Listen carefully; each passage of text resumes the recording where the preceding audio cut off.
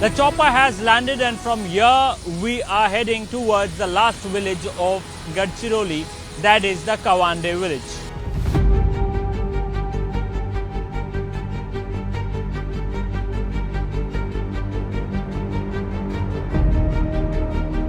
In the heart of Maharashtra's Gadchiroli district.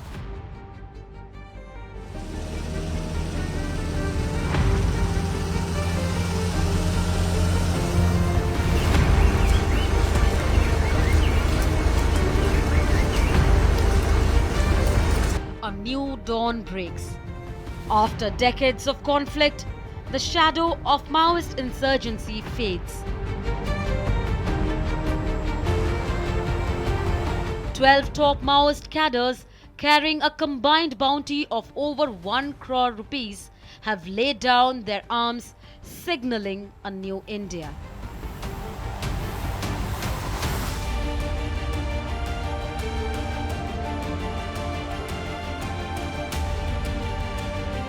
हमने new policy बनाई कि क्यों न हम जंगल में जाके न्यू वो भी खोले ताकि इनका मूवमेंट बंद हो और इनका जो रहने का तरीका है वो हमको पता चले।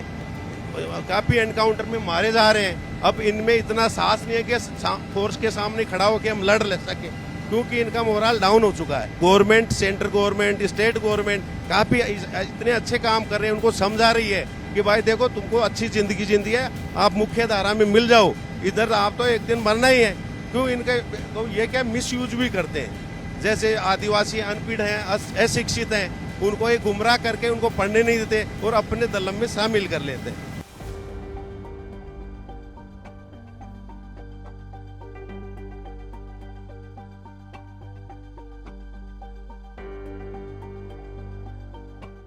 It all began with her surrender earlier this year.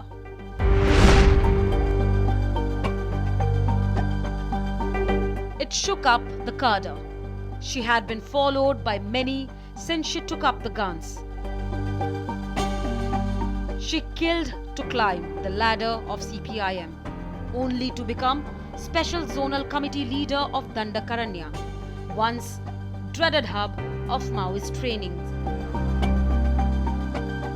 Even after surrendering, Vimla can't face the truth. The tough girl armor crumbles. आप 38 साल से हैं और 36 एनकाउंटर मतलब 36 एनकाउंटर में आपका नाम है कि 36 बार एनकाउंटर में आप शामिल थे, तो आपने तो लोगों को मारा है, तो आपको दुख होता है उस बात का? होता एनकाउंटर में नहीं है। नहीं हम नहीं है। आपका हस्बैंड है? वो तो पार्टी चलाते, हम भी पार्टी में गया। हाँ, वो कौन मारने तो हमारे ऊपर आते ना। अच्छा, कैसा भी पार्टी में है ना हम लोग। हाँ। हाँ, कोई भी मारा तो आपका नाम आता है? और आता है तो चलाने वाले के ऊपर आते ना। हाँ। आपने कभी किसी का खून नहीं किया? नहीं किया। तो आपने सरेंडर क्या सोच के किया? हम सोच के बोले तो हम वो पहले सोचा बोले तो तबीयत अच्छा नहीं है हमारी। उम्र हो गई? उम्र हो गया, आप लड़ नहीं सकते। तबीयत भी अच्छा नहीं है। हाँ।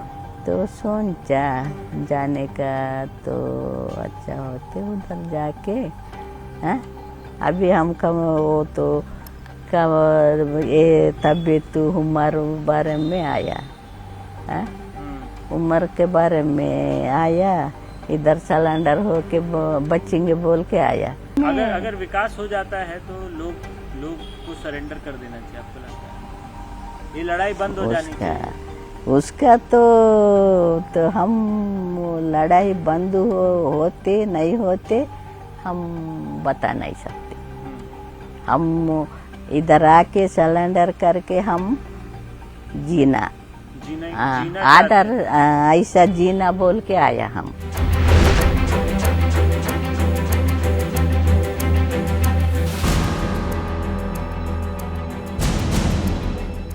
lure of life has brought many more to surrender.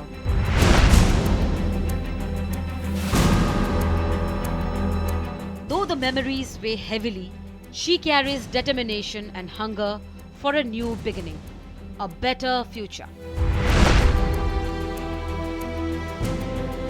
मैं वो समय छोटी थी, 14-15 साल उम्र था। वही समय अपने लोग आते थे तो गाना गाते थे, मीटिंग करते थे।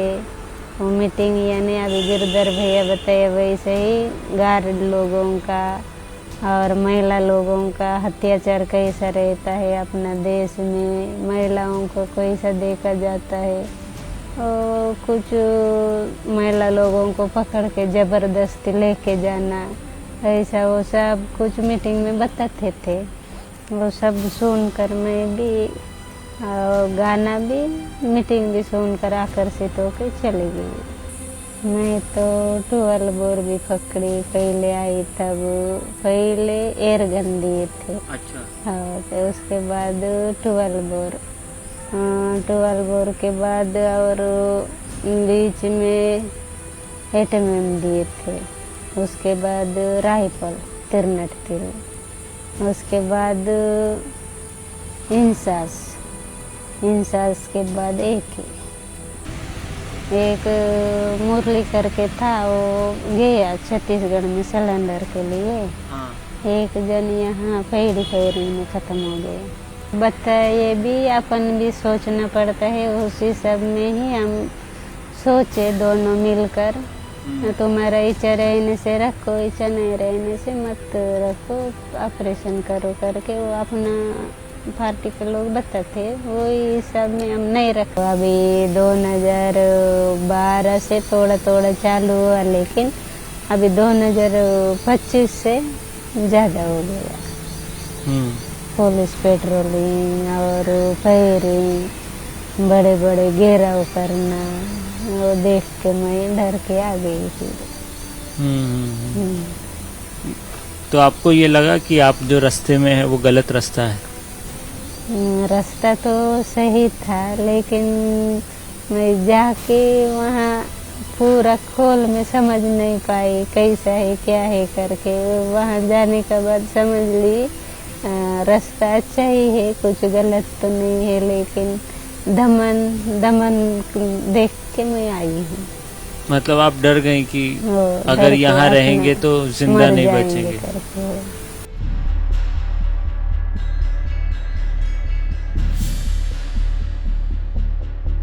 12 deadly killers, brainwashed terrorists, now desperately seeking to live even after killing hundreds of policemen.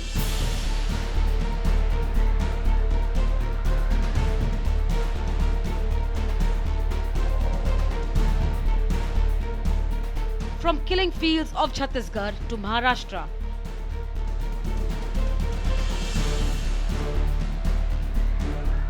last week they came out of the forest surrounding Kawande village, which have been their den for years.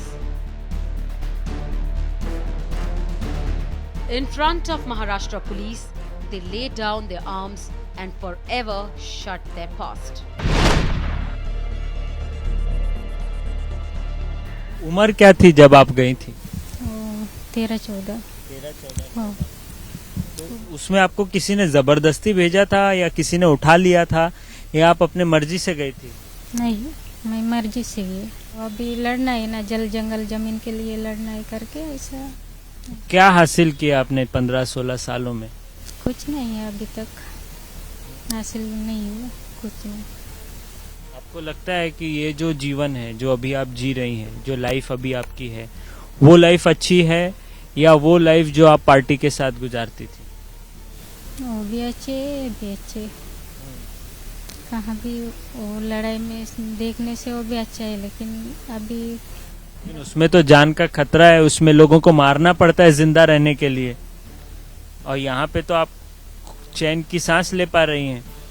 उधर तो मरता है ना, अभी दिन भर encounter होता है, इसलिए मारना पड़ता है। वो मारना ही पड़ता है, इसलिए अभी सिलेंडर हुआ हमें। ये जो परिस्थिति में आपने छोड़ा है, सरेंडर किया है, वो क्या सोच के सरेंडर किया? अभी सभी लोग को सिलेंडर के लिए आता है ना, इसलिए अभी मैं भी अगर जीना है सिलेंडर होकर।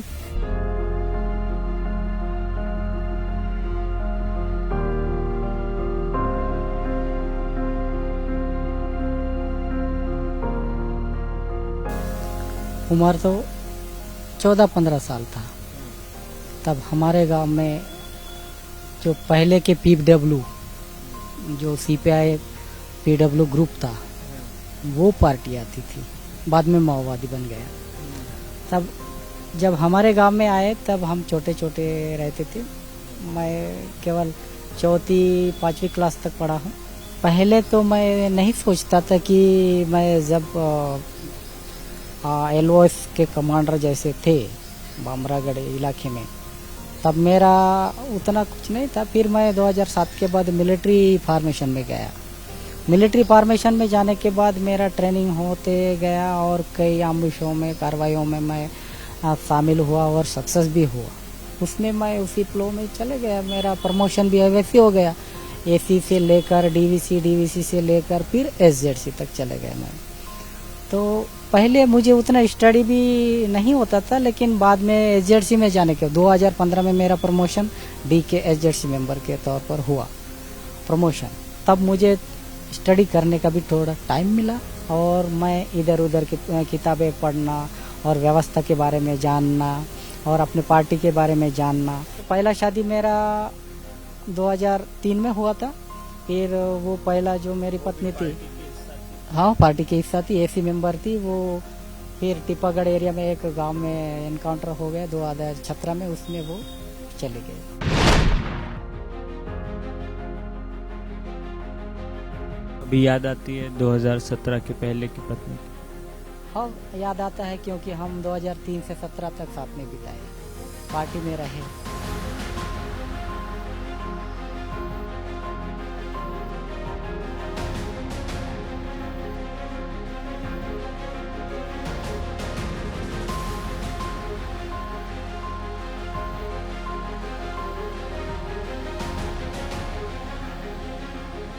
Gadchiroli is no longer a red zone on the map. It's becoming a green zone of growth, opportunity and peace. Prove that with the right approach, even the most troubled regions can turn a new page.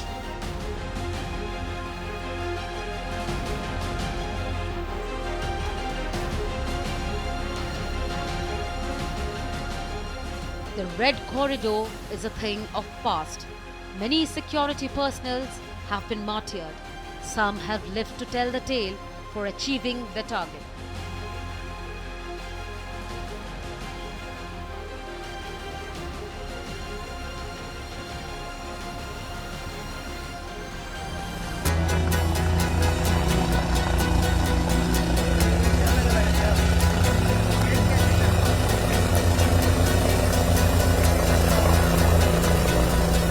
किस प्रकार से शांति बहाल की जा रही है, किस प्रकार से शहर को गांवों से जोड़ा जा रहा है? Actually we are doing all the good works with civil police, और जैसा आप देख रहे हैं FOBs खुल रहे हैं और हम यहाँ पे not only we are providing security, we are doing all good works like civic action programmes. हम लोगों को एजुकेट कर रहे हैं, हम लोगों को ट्रेनिंग दे रहे हैं, और पुलिस के जो डिफरेंट स्कीम्स होते हैं सेंट्रल गवर्नमेंट्स के, स्टेट गवर्नमेंट्स के, हम not only I'm giving them, we are ensuring that should be implemented in a proper way. So we are doing all our best, and I appreciate Gadchiroli police also. They are doing wonderful job maintaining peace and Naxal problem जो है यहाँ पे बहुत अच्छे से CRPF और civil police मिलके बहुत अच्छे से हम इस पे बहुत बढ़िया काम कर रहे हैं। Welcome to Gadchiroli. Once known as Naxal stronghold is now writing a new story. The story of development, peace and transformation. Ande village was part of this national park area which comprises 4,000 square kilometer area.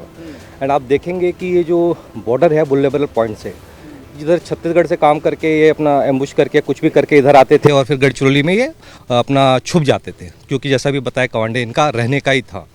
तो वुल्नरेबल point पे हमारा एक बहुत मजबूत FOB खोलना बहुत ज़रूरी हो गया था, और हमें चूँकि नक्सलाइट्स को ख़त्म करना है तो Gawande is the most vital important FOB, तो जिसके लिए हमें ये FOB कैंप खोलना पड़ा।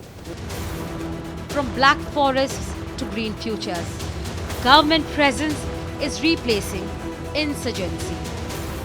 Kawande symbolizes a shift towards mainstream governance in an area once beyond reach.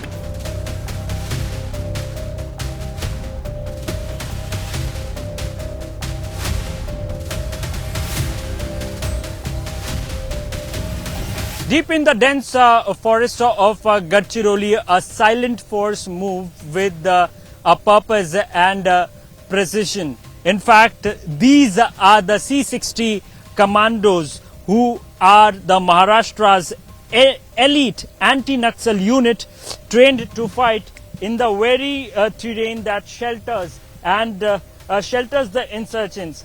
Formed in 1990, the C60 unit is made up of local youth, in fact toughened by the terrain, emotionally connected to the soil and fiercely committed to ending Naxal terror. The knowledge of the forest and guerrilla warfare gives them an unmatched edge. In the recent years, the C60 commandos have led several successful encounters, neutralizing top Maoist leaders and from dismantling core groups. From the 2021 Mardin Tola operation to recent combing ops in Bamragad and Ettapalli, their swift action and intelligence coordination have turned the tide. Their work isn't limited to gun battles. C60 also plays a key role in encouraging surrenders by cutting off support networks and building trust with local community. This human intelligence approach has helped bring dozens of Maoists back into the mainstream. वीर भोग्या वसुंधरा, वीर भोग्या वसुंधरा, वीर भोग्या वसुंधरा, वीर भोग्या वसुंधरा, वीर भोग्या वसुंधरा, वीर भोग्या वसुंधरा, वीर भोग्या वसुंधरा, वीर भोग्या वसुंधरा। काम कैसे करते हैं आप लोग और कितनी बड़ी जिम्मेदारी है C60 यूनिट का इंचार्ज होना? यह सब दरअसल C60 का जो निर्माण हुआ है ये गढ़चिरौली ज़िले में जब 80 के दशक में जब माओवाद का सब फैला हुआ था उस टाइम में C60 ने जो तत्कालीन IPS KP रघुवंशी साहब थे उन्होंने जो लोकल के कमांडोज है उनको एक 60 लोगों की टीम तैयार की और 1 दिसंबर 1990 C60 का स्थापना दिवस है। उस रोज़ से लेकर आज तक C60 के 1000 कमांडोज गढ़चिरौली में काम करते हैं। इन कमांडोज को इस गढ़चिरौली के जो जंगल है, दरिया है, नदी है, इनका सभी का पूर्ण ज्ञान है और इस वही यहाँ की जो लैंग्वेज है लोकल गोंडी या माड़िया ये सभी जानते हैं और उस क्षेत्र में रह चुके वाले सभी जवान हैं।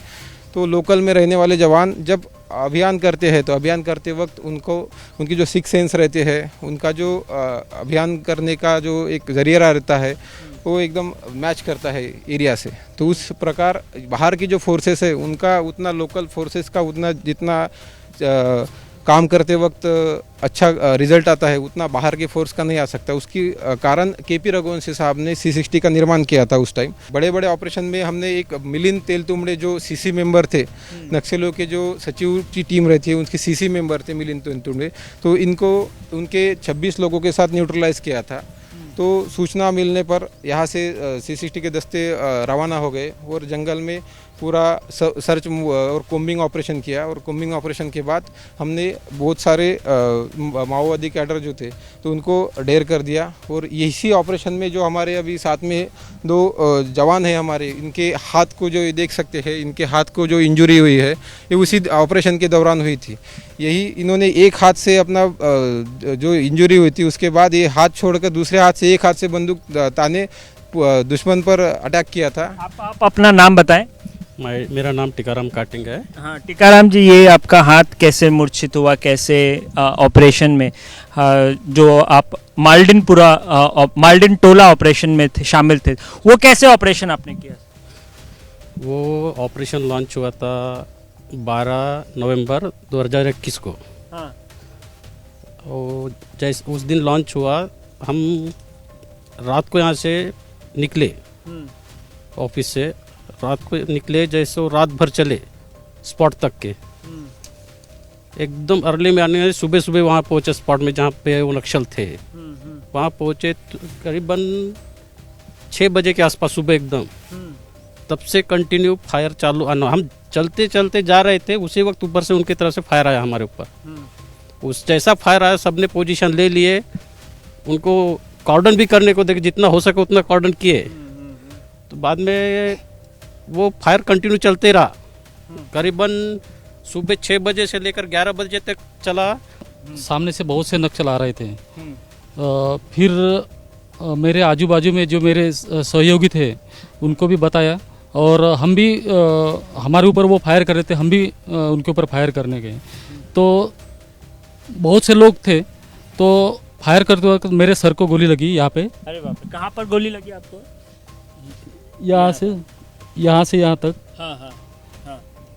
हाल ही में हमने देखा कि 12 जो नक्सली थे उन्होंने सरेंडर किया। तो किसी को सरेंडर करवाने के लिए या कोई खूंखार नक्सली है, मैंने देखा कि उसमें एक संगीता नाम की भी एक नक्सल महिला थी, जिसके हाथ में AK-47 राइफल भी था। तो ऐसे खूंखार नक्सलियों को आप लोग सरेंडर कैसे करवाते हैं? क्या कोई कम्युनिटी पुलिसिंग होती है? क्या कुछ किया? डेफिनेटली ये दो प्रकार का युद्ध है। एक कम्युनिटी पुलिसिंग का युद्ध है और एक जंगल में जो वार चलता है वो है।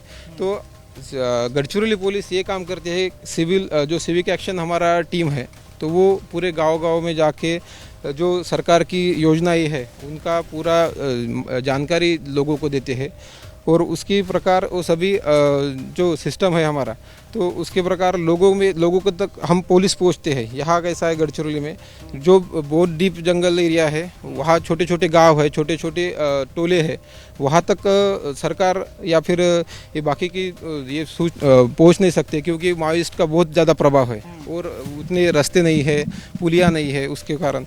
तो उसके कारण ये जब हम पुलिस पेट्रोलिंग करते हैं, पेट्रोलिंग के दरमियान गांव को भेज देते हैं, गांव के जो उनकी समस्याएं जानते हैं, समस्या जानने के बाद हमें वो SP साहब या फिर कलेक्टर साहब तक पहुंचाते हैं, और उसके बाद उसका समस्या का निराकरण होता है। तो इसी प्रकार सभी सिस्टम चलता है। तो इससे क्या होता है कम्युनिटी पोलिंग से कि हम उनके घर वाले तक पहुंच जाते हैं, और उससे उनका मन परिवर्तन करके हम उनको सरेंडर करने के लिए सरकार की जो आत्मसमर्पण योजना है उसका पूरा जानकारी देके उनको डाइवर्ट कर लेते हैं, और उनको सही क्या है गलत क्या है इसका मुलायजा करके हम उनको सरेंडर करवाते हैं। पिछले साल एक बड़े अभियान में हमने पूरे उत्तर गढ़चिरौली को क्लियर किया है। आज के डेट में ये बोलने में हरकत नहीं है कि हम पूरे उत्तर गढ़चिरौली में एक भी सशस्त्र माओवादी आज के दिन में कोई घूम नहीं रहा है, और केवल दक्षिण गढ़चिरौली अभी माओवादग्रस्त रह गया है। और दक्षिण गढ़चिरौली को भी माओवाद मुक्त करने के लिए हम आगे की कदम बढ़ा रहे हैं, और जिस तरह से हम आउटपोस्ट खोल रहे हैं, लोगों के लिए रोड्स, मोबाइल टावर्स और ब्रिजेस बना रहे हैं, तो मुझे लगता है कि लोगों का मन और दिल जीतने में भी गढ़चिरौली पुलिस दल को सफलता मिली है। और यही कारण है कि पिछले 4 वर्षों में गढ़चिरौली का एक भी तरुण युवा वर्ग माओवादियों की संगठन में भर्ती नहीं हुआ है। From forests dark with fear to field green with promise, Gadchiroli's story is one of transformation, a testament that even the deepest divides can be healed if we dare to choose peace.